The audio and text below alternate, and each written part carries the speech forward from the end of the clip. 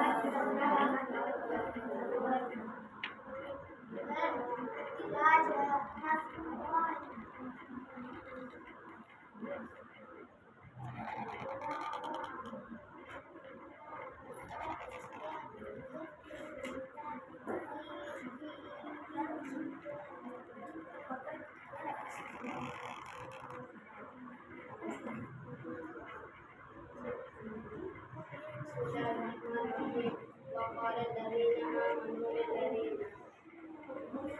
بسم الله الرحمن الرحيم وقال الذين كفروا للذين آمنوا لو كان خيرا ما سبقونا إليه فاغفر لهم فاهتدوا به فساقوا إن الله إثم قدير وما أعطوني كتاب موسى